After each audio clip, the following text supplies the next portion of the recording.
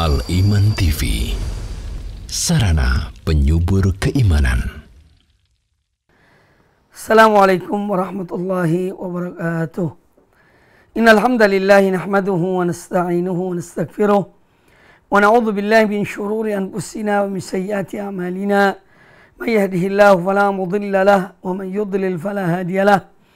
Wa asyhadu an la ilaha illallah wahdahu la syarika lahu wa asyhadu anna Muhammadan abduhu wa rasuluh. Amma ba'du fa inna ahsanal hadits kitabullah wa khairal hadi hadi Muhammadin sallallahu alaihi wa alihi wasallam wa syarrul umuri muhdatsatuha wa kullu muhdatsatin bid'ah wa kullu bid'atin dhalalah wa kullu dhalalatin finnar. Kaum muslimin dan kaum muslimat, para pemirsa dan para pendengar televisi dan radio Roja dimanapun Anda berada, semoga senantiasa dirahmati Allah Subhanahu wa Ta'ala. Alhamdulillah, pada kesempatan yang baik ini kita kembali bertemu dalam keadaan sehat walafiat, dan semoga Allah Azza wa Jalla senantiasa menjaga dan melindungi kita semuanya dan selalu memberikan taufik dan hidayahnya untuk dapat dan istiqamah dalam ketaatan kepada Allah Subhanahu wa Ta'ala. Pembahasan kita pada kesempatan yang baik ini insyaallah ta'ala masih melanjutkan hadis-hadis dari kitab Riyadhus Shalihin min kalami Sayyidil Mursalin sallallahu alaihi wa alihi wasallam, dalam bab tentang istidzan, bab tentang bagaimana adab-adab di dalam meminta izin ketika seorang bertamu di rumah seseorang, dia ingin menziarahi seseorang, apa yang seyogianya dia lakukan tatkala akan masuk ke rumah orang yang akan didatanginya. Hadis yang kita bahas pada kesempatan yang lalu adalah hadis yang disepakati oleh Al-Imam Al-Bukhari dan Imam Muslim dari Sahal bin Sa'ad radhiyallahu anhu. Beliau mengatakan, qala Rasulullah sallallahu alaihi wasallam, Rasulullah sallallahu alaihi wasallam bersabda, innama ju'ilal istidzanu min ajlil basar. Sesungguhnya izin itu atau permohonan izin, meminta izin itu disyariatkan hanyalah karena atau dalam rangka menjaga pandangan, dalam rangka menjaga mata. Karena seorang yang akan masuk di rumah seseorang, ya, di rumah itu ada orang-orang yang bukan mahramnya, ya, yang bukan mahramnya dari para wanita misalnya, sehingga mungkin mereka dalam keadaan terbuka auratnya, dalam keadaan belum menutup auratnya, belum memakai jilbab atau hijab, sehingga kalau seorang minta izin ketika akan masuk, maka mereka akan bersiap-siap atau mereka mungkin masuk ke kamar, ya, sehingga yang menemui mereka yang pantas untuk menemui mereka saja. Baik. Adapun hadis yang selanjutnya, qala al-Imam An-Nawawi rahimahullah taala. Al-Imam An-Nawawi rahimahullah berkata, wa an Rib'iyyin ibni Hirash radhiyallahu anhu, dari Rib'i bin Hirash, beliau berkata, haddatsana rajulun min Bani Amir, ada seseorang dari Bani Amir yang ada seseorang yang menceritakan kepada kami, ya, dan orang ini adalah dari Bani Amir. Istadzana ala Nabi sallallahu alaihi wasallam wa huwa fi baitin. Nah, orang ini, ya, dia meminta izin kepada Nabi sallallahu alaihi wasallam ketika itu beliau, yakni Nabi sallallahu alaihi wasallam, berada di sebuah rumah. Faqal, maka orang itu yang akan minta izin kepada Nabi sallallahu alaihi wasallam, orang itu berkata kepada beliau, a'aliju, apakah boleh saya masuk? Atau bolehkah saya masuk? Faqala Rasulullah sallallahu alaihi wasallam li khadimihi, Maka Rasulullah SAW berkata kepada pelayannya, ya, kepada pelayan beliau, "Ukhruj ila hadza fa'allimhu al-istidhan." Beliau mengatakan kepada pelayan beliau, keluarlah, yakni menemui orang itu dan ajarkan orang itu bagaimana cara untuk meminta izin. Faqul lahu, dan katakanlah kepadanya, yakni kepada orang tersebut, "Qul assalamu alaikum a'adkhulu." Yani ajarkan pada orang itu untuk mengatakan, ya, "Assalamu alaikum a'adkhulu." Apakah boleh saya masuk? Fasami'ahu ar-rajulu faqal. Nah, ketika Nabi SAW mengajarkan kalimat ini kepada pelayan beliau, orang yang di luar itu mendengar. Mendengar apa yang diajarkan oleh Nabi SAW kepada pelayan tersebut yang akan mengajarkan kepada orang itu. Faqal, maka dia yang di luar itu langsung mengatakan, "Assalamu alaikum a'adkhulu." Assalamu alaikum, apakah boleh saya masuk? Fa'adhina lahu Nabi sallallahu alaihi wasallam fadakhala. Maka Nabi sallallahu alaihi wasallam kemudian mengizinkan orang tersebut untuk masuk, dan orang itu kemudian masuk, yakni menemui Nabi sallallahu alaihi wasallam. Baik, hadis ini adalah hadis sahih riwayat Imam Al-Bukhari, riwayat Imam Abu Daud dan Imam An-Nasai. Di dalam hadis ini kita melihat betapa indahnya cara dan metode Sayyidul Mursalin Nabi kita Muhammad sallallahu alaihi wasallam di dalam mengajarkan seseorang. Beliau mengajarkan seorang dan penuh hikmah. Ya. Ketika orang itu datang mengucapkan kalimat a'aliju, kata a'aliju sebetulnya maknanya sama. Bolehkah saya masuk? Mendengar kalimat itu, beliau menyuruh pelayannya, ya, untuk mengajarkan orang itu bagaimana seyogianya dia meminta izin untuk masuk, yaitu dengan diawali dengan mengucapkan salam. Assalamualaikum. Boleh salam yang pendek, singkat, hanya dua kata, Assalamualaikum. Atau dari salam yang lebih panjang juga boleh, Assalamualaikum warahmatullah. Baru kemudian seorang mengatakan, a'adkhulu, bolehkah saya masuk? Apakah saya boleh masuk? Ya, sama saja. Jadi intinya mengucapkan salam terlebih dahulu, baru kemudian izin untuk masuk. Jadi An-Nabi alaihissalam benar-benar seorang yang bijak, seorang yang ramah, seorang yang sangat mulia akhlaknya, sallallahu alaihi wasallam. Makanya beliau dijadikan contoh teladan, ya, kepada kita. Ini Allah Ta'ala menjadikan beliau sebagai contoh teladan bagi umat ini. Bagi umat ini semuanya, baik itu da'i ataupun yang orang biasa, ya, orang awam, kaya atau miskin, dan yang lainnya, pejabat atau bukan pejabat, ya, bahwa kita diperintahkan untuk menjadikan Nabi Sallallahu Alaihi Wasallam sebagai contoh teladan. Nah, hadis yang kita dengar tadi itu tentu memberikan kepada kita banyak pelajaran dan adab di dalam cara meminta izin untuk masuk ke rumah seseorang. Yaitu diawali dengan salam. Ya. Tetapi kalau hanya salam, itu pun tidak cukup. Maka seorang ketika datang di rumah seseorang, ya, Assalamualaikum, itu sebetulnya belum cukup. Tetapi ditambah dengan kalimat minta izin. minta dibolehkan.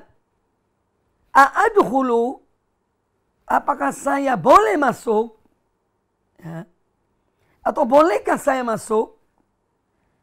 Baru kemudian kalau diizinkan, baru masuk. Ya, jadi salam itu bukan meminta izin, tetapi memberitahukan bahwa kita ada di luar. Kita ingin masuk. Ya. Itu isyarat dari salam. Oleh karena itu, seorang ketika masuk di rumah seseorang, dia minta izin, hendaklah dia mengucapkan Assalamualaikum, bolehkah saya masuk? Apakah boleh saya masuk? Baru kemudian kalau diizinkan kita masuk. Kemudian yang berikutnya bahwa hadis ini juga memberikan kepada kita pelajaran, yaitu bagaimana Rasulullah SAW mengajarkan seseorang untuk masuk ke rumah orang lain, ya, dengan adab yang sopan, adab yang baik, ya, dan beliau menyuruh orang lain yang mengajarkan kepada orang tersebut. Ya. Kemudian hadis ini menjelaskan kepada kita juga, yaitu kita tentu mengetahui tentang ilmu. Maka ilmu itu diambil dari sumber ilmu itu. Contoh adalah Nabi SAW yang beliau langsung mendapat ilmu dari Allah Subhanahu Wa Taala, atau mengambil ilmu itu dari orang yang belajar. Ya, orang yang belajar, orang yang punya ilmu. Makanya ada tulabul ilm, ada talibul ilm. Itu juga bisa kita mengambil ilmu dari mereka. Ya, karena apa? Memang seyogianya ya, kita mengambil ilmu dari orang yang berilmu. Ya, dari orang yang berilmu. Apalagi orang berilmu yang dengan ikhlas dia mengajarkan ilmunya, dia yang ikhlas dia mengamalkan ilmunya. Ini yang sepatutnya kita menjadikan contoh pula, mengambil ilmu dari guru yang demikian keadaannya, yang mukhlis karena Allah Azza wa Jalla di dalam dia mengajarkan ilmunya. Maka kita boleh mengambil ilmu dari orang-orang yang belajar ilmu. Ya. Kemudian hadis ini juga menjelaskan kepada kita bahwa ilmu itu dipelajari, diajarkan, ya, dan disampaikan kepada manusia atau kepada umat. Ya, dengan itulah kemudian ilmu bisa sampai kepada kita. Ya, dari para sahabat mengambil ilmu dari Rasulullah SAW. Para tabi'in mengambil ilmu dari para sahabat. Para tabi'ut tabi'in mengambil ilmu dari para tabi'in dan seterusnya. Sampai hari ini. Ilmu itu turun-temurun. Ya. Dengan sanadnya. Ya. Itulah ilmu yang benar. Ya, ilmu yang diajarkan bersumber dari Al-Quranul Karim dan dari hadis Nabi Sallallahu Alaihi Wasallam. Karena ilmu itu bukan khoyal. Ilmu itu bukan mimpi. Ya. Ilmu itu bukan sekedar renungan. Ya. Kemudian datang wangsit. Tidak ada wangsit sekarang ini. Dengan wafatnya Nabi SAW, tidak ada lagi wahyu. Sudah terputus. Ya. Nah, oleh karena itu, ilmu diambil dari sumbernya, Al-Quran dan Sunnah. Melalui para ulama Rabbaniyun. Ulama-ulama yang memiliki ilmu. Kemudian mereka mengamalkan ilmunya. Mereka mendakwahkan ilmunya. Dan mereka bersabar di dalam mengajarkan ilmu kepada umat atau kepada manusia. Itulah ulama Rabbani. Atau ulama Rabbaniyun. Yang dia mempunyai ilmu. Diajarkan ilmu kepada manusia dan ikhlas. Kemudian dia bersabar dalam menghadapi dalam menghadapi ujian ketika dia mengajarkan ilmu kepada para hamba Allah Subhanahu wa Ta'ala. Kemudian hadis yang berikutnya, An Qildah ibni al-Hambal radhiyallahu anhu qal, dari Qildah bin al-Hambal, semoga ridha Allah atas beliau, beliau berkata, Ataitun Nabiya sallallahu alaihi wasallam, pernah aku datang menemui Nabi sallallahu alaihi wasallam. Fadakhaltu alaihi walam usallim. Maka aku masuk ke menemui beliau tanpa mengucapkan salam. Faqal, Faqala an-nabiy sallallahu alaihi wasallam, maka Nabi sallallahu alaihi wasallam bersabda, beliau mengatakan, irji', yani kembalilah, keluar artinya. Faqul assalamu alaikum, katakanlah assalamu alaikum, a'adkhulu, bolehkah aku masuk? Hadis riwayat Imam Abu Dawud, At-Tirmidzi, dan beliau mengatakan hadis ini adalah hadis yang baik sanadnya.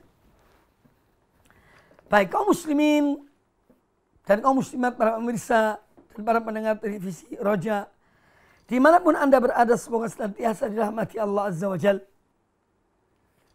Hadis ini, hadis Kildah Ibnu Hambal radhiyallahu anhu, ini tentu mengajarkan kepada kita tentang seorang ketika dia akan datang menemui atau masuk di rumah seorang, di rumah orang lain, hendaknya dia mengucapkan salam. Mengucapkan salam. Ya. Dan salam itu didengar oleh orang yang berada di rumah. Ya.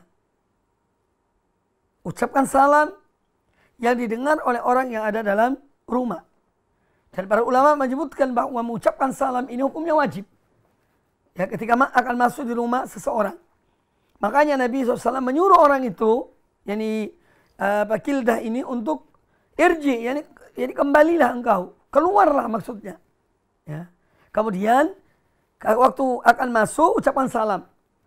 Qul assalamualaikum a'adkhulu. Katakanlah assalamualaikum, bolehkah saya masuk?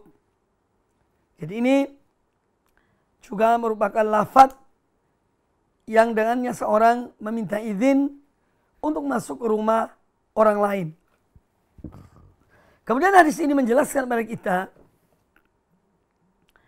bolehnya kita menyuruh orang yang masuk ke rumah kita tanpa salam, tanpa meminta izin, kita boleh menyuruh dia keluar dulu. Ya. Supaya dia mengulangi perbuatannya. Ini hal yang wajar. Dan ini yang diajarkan oleh Nabi Sallallahu Alaihi Wasallam. Ini yang diajarkan oleh Nabi Sallallahu Alaihi Wasallam.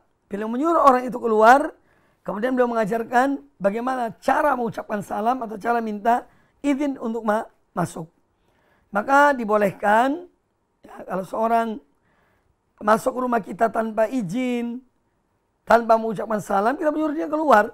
Ya. Maaf, keluar dulu ya. Ya. Ucapkan assalamualaikum, bolehkah saya masuk? Ini yang diajarkan oleh Rasulullah Sallallahu Alaihi Wasallam. Kemudian kita memasuki bab yang berikutnya, yaitu bab ke-141.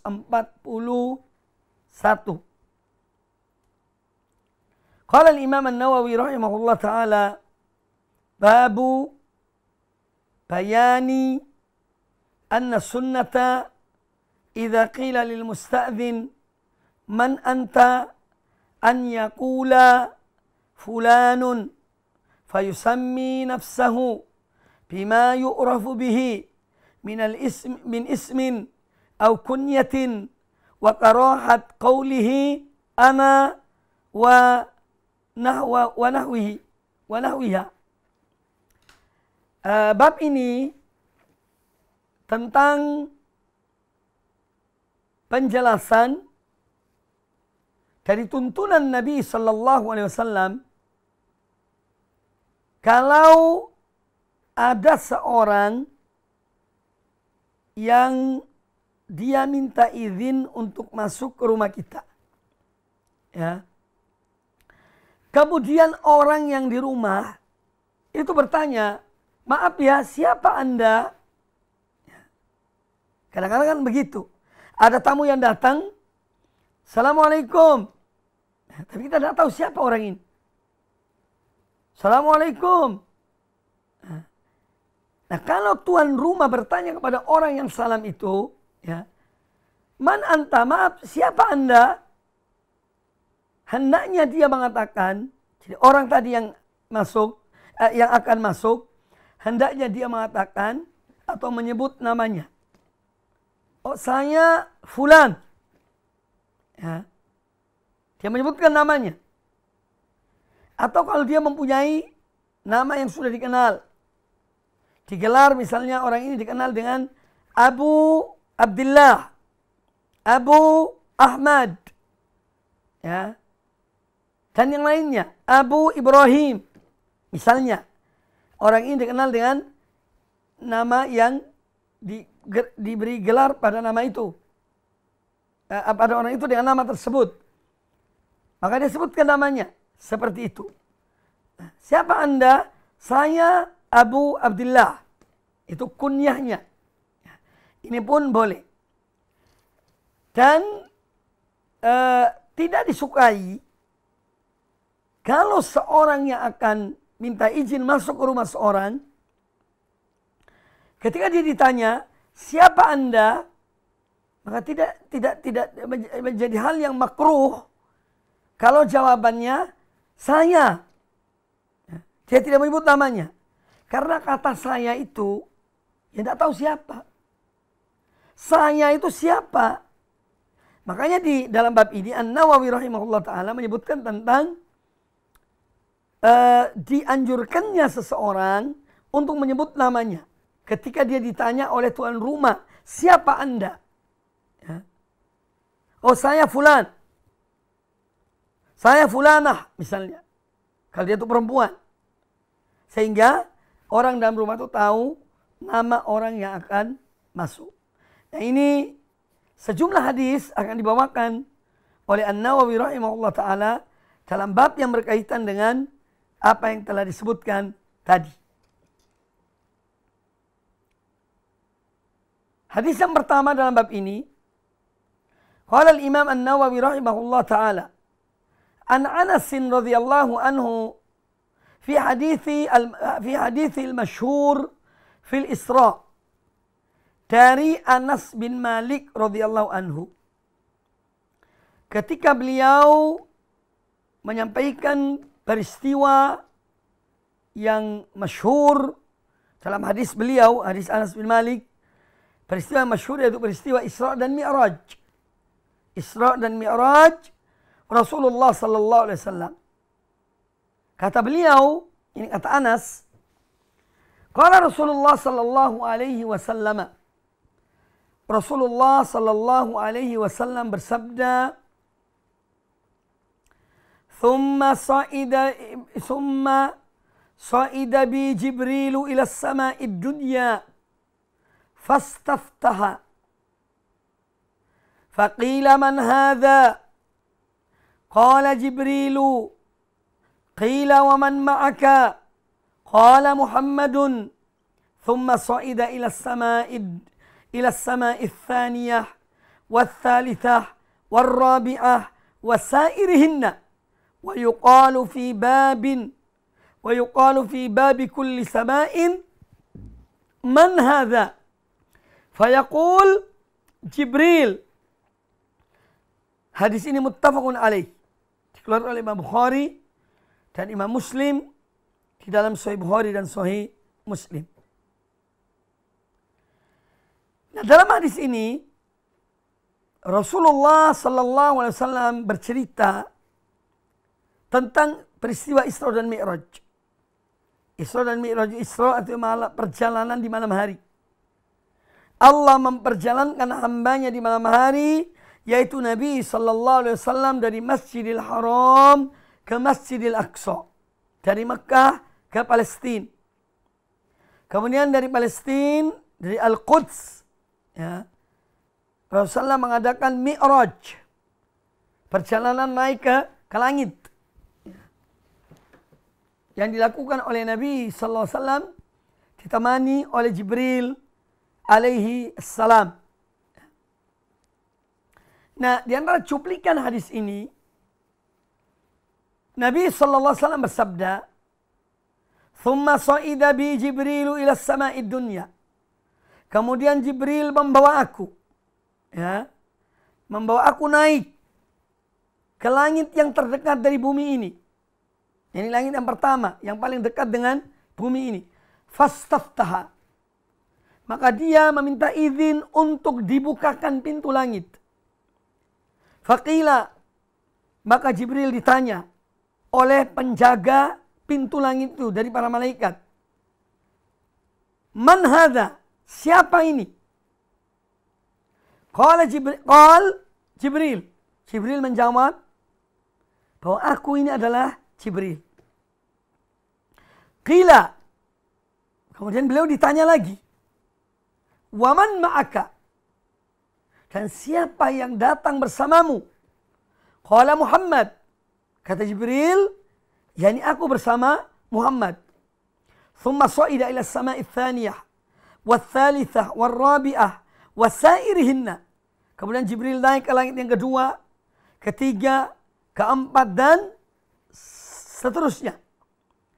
Wa yuqalu fi babi kulli sama'in, ya, Jibril mengatakan atau dikatakan oleh beliau pada setiap akan memasuki pintu-pintu langit itu, ya, langit yang kedua, ketiga, keempat dan seterusnya, ya, beliau ditanyakan oleh penjaga-penjaga pintu-pintu langit itu. Man hadha? Siapa ini? Fayaqul Jibril.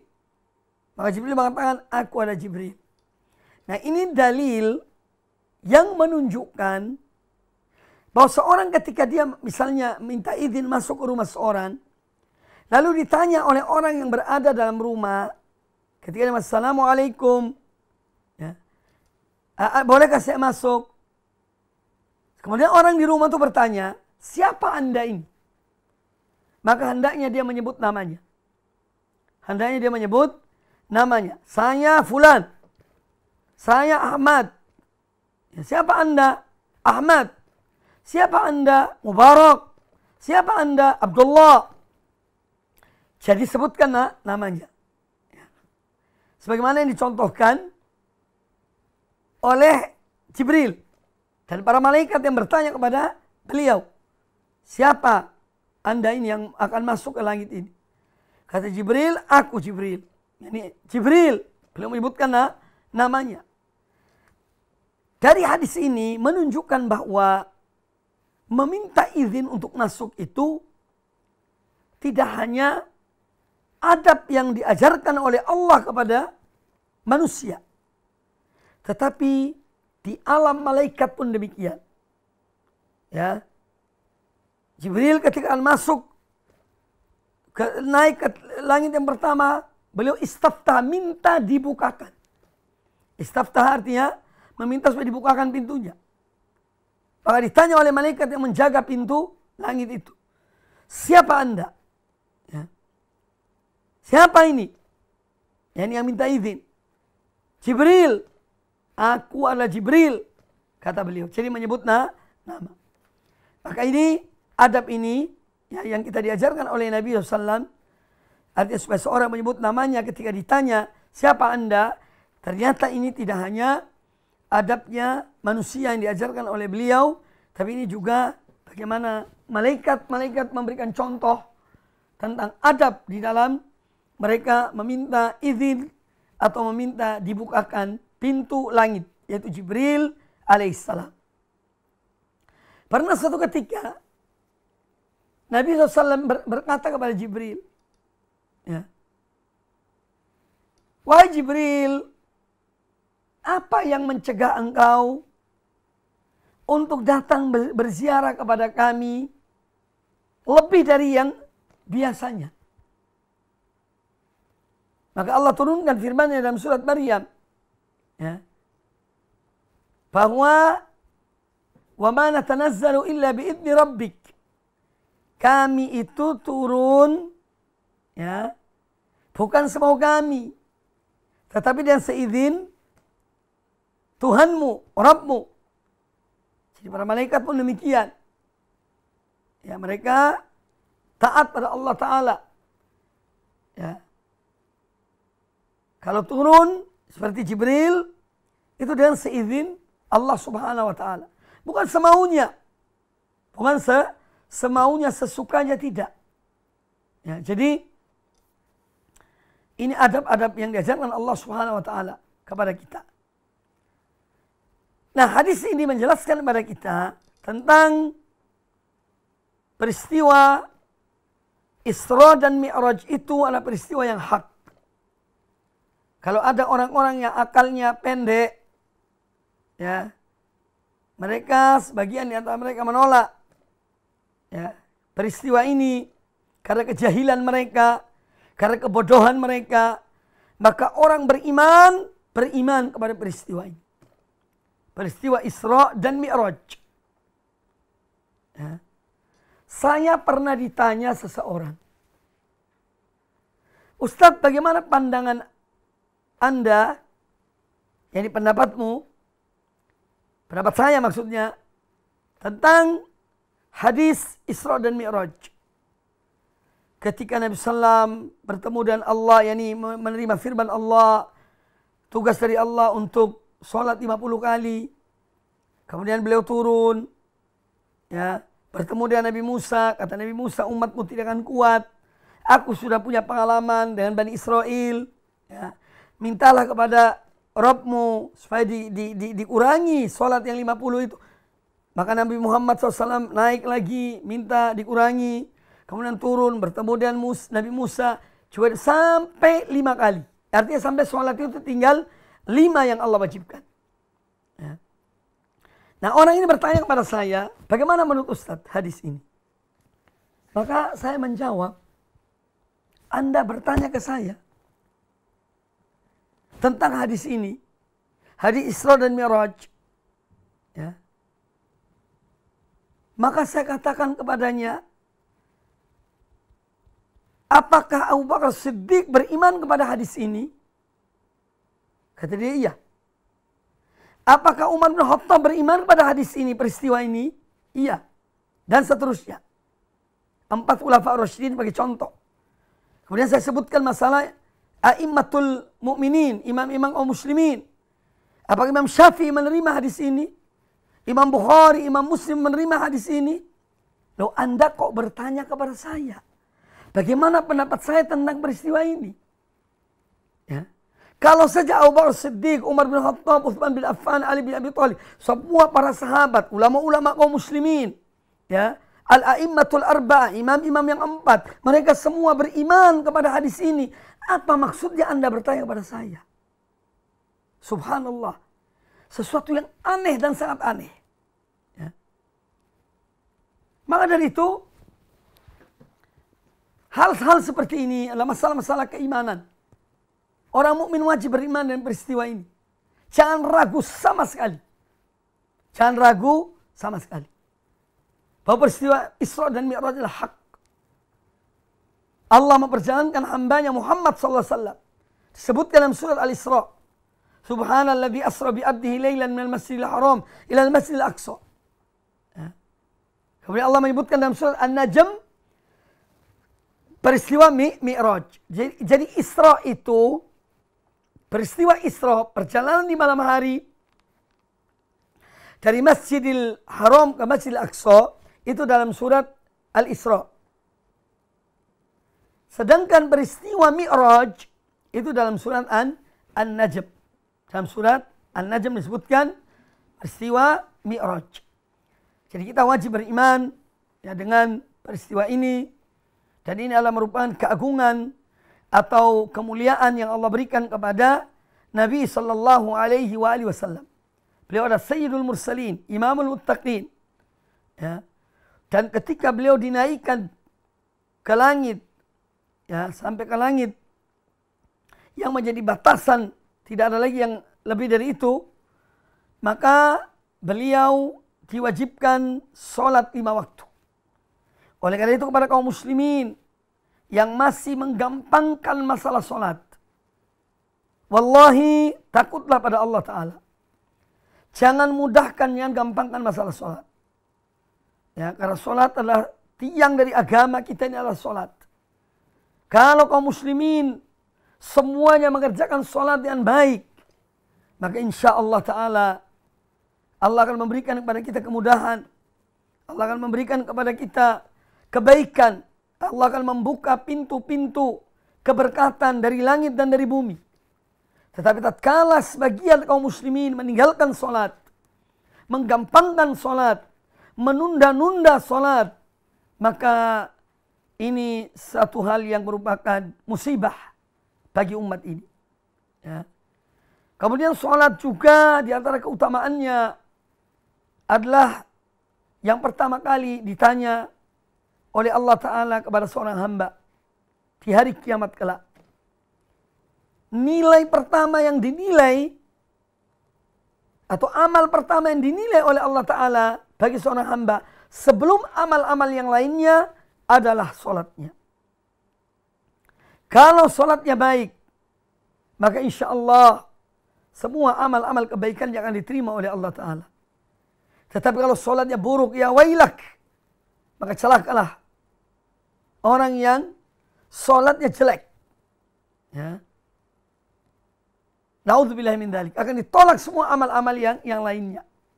Akan ditolak amal-amal ibadah yang lainnya. Maka peristiwa Isra dan Mi'raj, peristiwa besar, peristiwa yang agung, peristiwa yang wajib kita imani.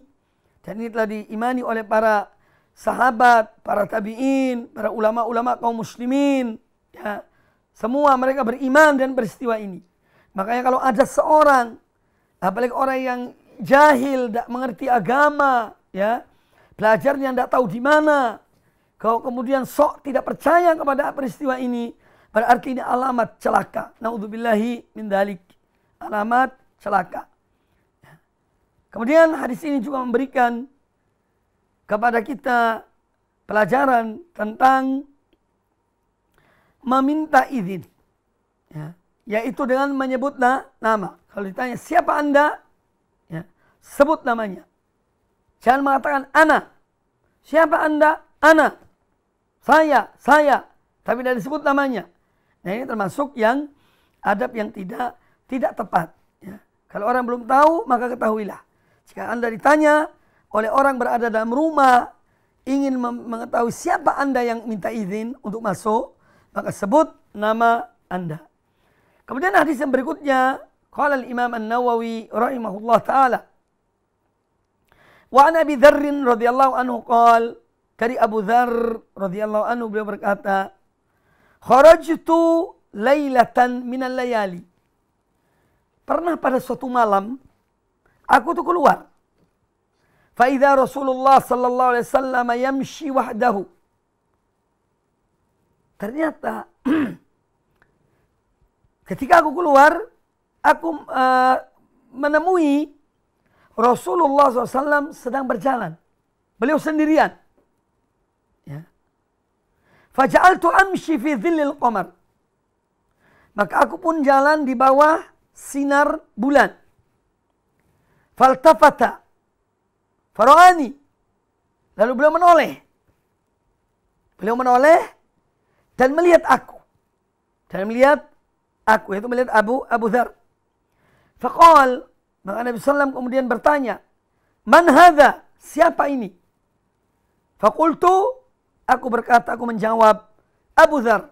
Ini bahwa aku adalah Abu Dzar. Hadis muttafaqun alaih, dikeluarkan oleh Imam Bukhari dan Imam Muslim dalam Sahih Bukhari dan Sahih Muslim. Nah, ini juga salah satu contoh ketika seseorang ditanya siapa Anda, maka sebut nama kita. Ya, sebut nama kita. Jangan menyebut nama yang tidak dikenal, tapi sebut nama kita yang sudah dikenal. Apalagi kalau orang yang bertanya pada kita orang yang mengenal kita. Ya. Jadi kita menyebut nama. Jadi di sini menjelaskan pada kita tentang Nabi SAW. Beliau kadang-kadang di masa hidupnya beliau keluar di malam hari. Ya, beliau keluar di malam hari berjalan sendirian. Ya, untuk merenungkan tentang risalah Allah yang Allah berikan pada beliau. Ya, dan demikian pula seorang hamba boleh kadang-kadang dia keluar di malam hari, dia melihat ya alam ini, melihat dirinya, ya, bertadabbur tentang ayat-ayat Allah Subhanahu wa taala. Kebesaran dan keagungan Allah Azza wa Jalla. Ya. Di saat sepi, tidak ada manusia yang bangun, maka dia merenungkan. Lebih dari itu, kalau seorang sholat di malam hari, sholat tahajud atau sholat malam hari, ya ini akan lebih utama, ya dia mengerjakan sholat. Kemudian hadis ini juga menjelaskan pada kita tentang seorang yang dia ragu kepada seseorang, maka hendaknya dia bertanya. Ya. Dia bertanya siapa orang itu. Karena Nabi SAW ketika melihat ada orang yang jalan di tengah bayangan sinar bulan, dan beliau dalam hal ini tidak mengetahui jelas siapa orang ini, tapi ada orang yang berjalan. Maka beliau bertanya, siapa anda ini? Abu Dzar langsung menjawab, aku adalah Abu Dzar. Ya, mengatakan Abu Dzar, jadi menyebut nama. Intinya dalam penyebutan nama. Kemudian hadis yang berikutnya, hadis terakhir dalam bab ini, kata Al-Imam An-Nawawi rahimahullah ta'ala, wa an Ummi Hani radhiyallahu anha qalat, dari Ummu Hani radhiyallahu anha, beliau berkata, ataitu Nabiya sallallahu alaihi wasallam wa huwa yaktasilu wa Fatimatu tasturuhu faqala man hadhihi faqultu ana Ummu Hani. Hadis muttafaqun alaih. Dari Ummu Hani ini adalah saudara dari Abu Talib. Ummu Hani binti Abi Talib. Ya. Jadi misanan Nabi sallallahu alaihi wasallam. Kata Ummu Hani radhiyallahu anha, pernah aku datang, ataitun Nabi sallallahu alaihi wasallam wa huwa yaktasilu. Aku datang kepada Nabi sallallahu alaihi wasallam ketika itu beliau sedang mandi, wa Fatimatu tasturuhu, dan Fatimah binti Rasulullah SAW ketika itu menutupi beliau sallallahu alaihi wasallam. Yani dengan sebagaimana dalam hadis yang sebelumnya, dengan sehelai kain, ya, tabir untuk menutup beliau dalam keadaan ketika itu beliau mandi. Maka kemudian beliau bertanya ketika mendengar ada orang yang datang, yakni seorang wanita. Nabi SAW bertanya, mana hadhihi? Siapa ini yang datang? Fakultu, kata Ummu Hani, menjawab Nabi SAW, ana Ummu Hani. Saya adalah Ummu Hani. Jadi ini juga menunjukkan bahwa seorang ketika dia mengetuk pintu, ya, untuk misalnya mengucapkan salam, untuk minta masuk ke rumah seorang, kalau ditanya siapa anda, sebutkan nama. Ya, sebutkan nama. Ya. Kemudian juga ketika Nabi SAW mendengar ada orang yang datang, ya, beliau dalam keadaan mandi dan ada Fatimah di situ radhiyallahu anha, maka beliau juga tentu ingin tahu siapa orang yang datang ini. Sehingga beliau kemudian bertanya dan dijawab oleh Ummu Hani bahwa dia adalah Ummu Hani. Maka inti dari pembahasan kita pada hari ini adalah di antara adab istidzan, adab meminta izin ketika seorang ditanya, tatkala dia mengetuk pintu, dia mengucapkan salam, tok assalamualaikum, ditanya siapa anda, maka hendaknya dia mengatakan atau menyebut namanya, ya, dia menyebut namanya, ya, sehingga orang yang dalam rumah mengetahui siapa orang itu. Kalau diizinkan masuk, silakan masuk. Kalau tidak diizinkan masuk, ya jangan masuk. Kadang-kadang kita ketika datang ingin menemui seseorang, di rumah itu tidak ada orang kecuali istrinya. Ya. Ditanya siapa anda? Oh saya fulan. Oh mau ketemu siapa? Mau ketemu fulan. Oh maaf orangnya lagi tidak ada. Orangnya lagi pergi. Ya, kita akan tahu diri. Ya. Karena situ tidak ada orang yang akan kita temui. Ya, langsung pulang. Kalau gitu baik ya.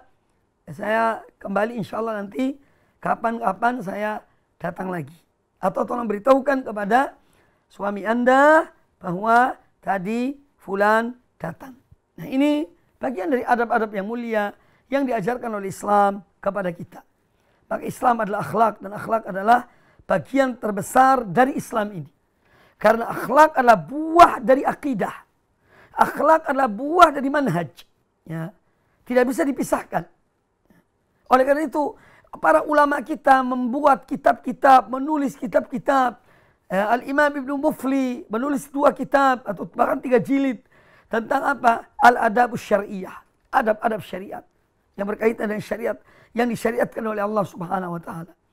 Ya, jadi di sini pentingnya kita ya masuk dalam Islam secara kafah, secara menyeluruh, dan kita belajar akan adab-adab yang diajarkan oleh Islam.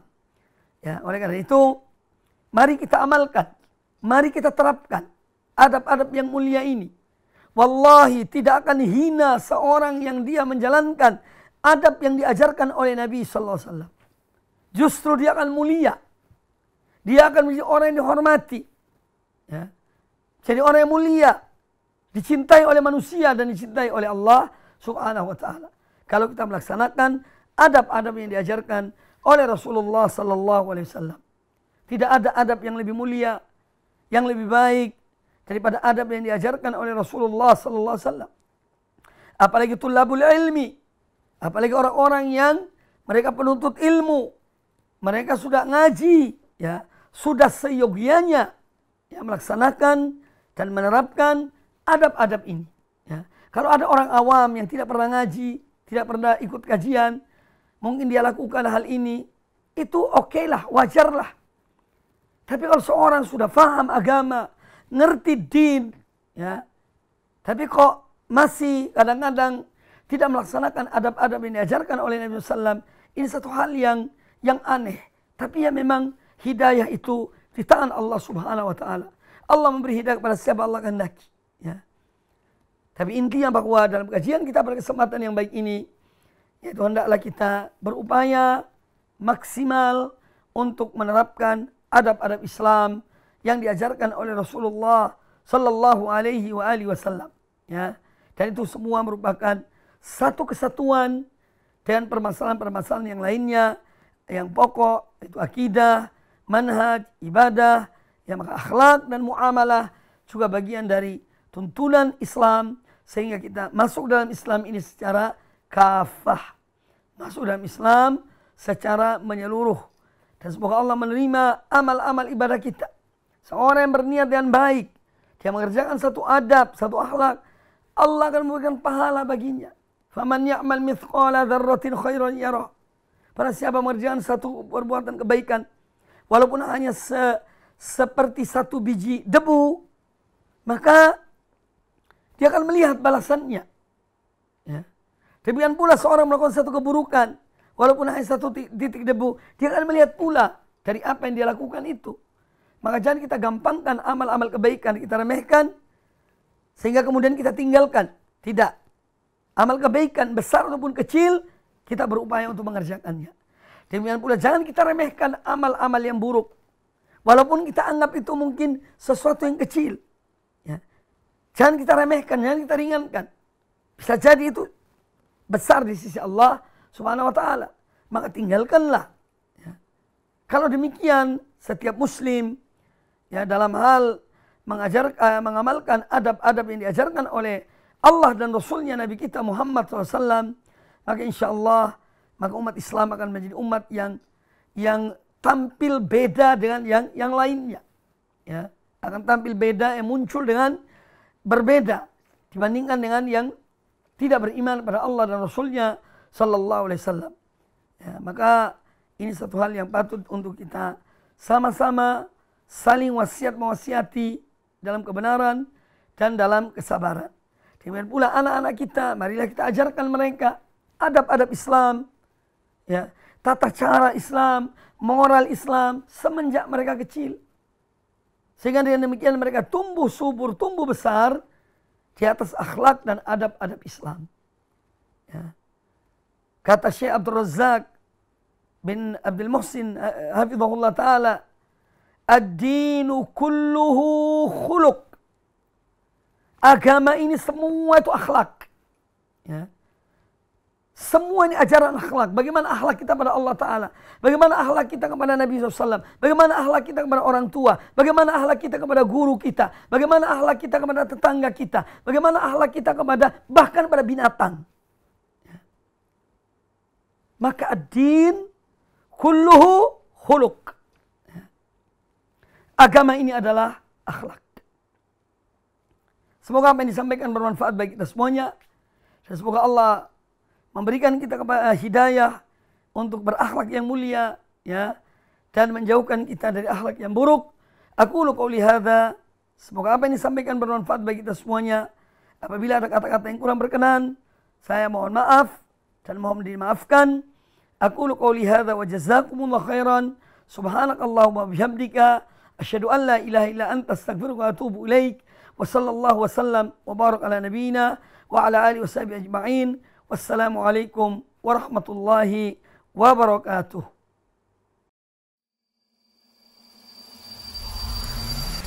Al Iman TV, sarana penyubur keimanan.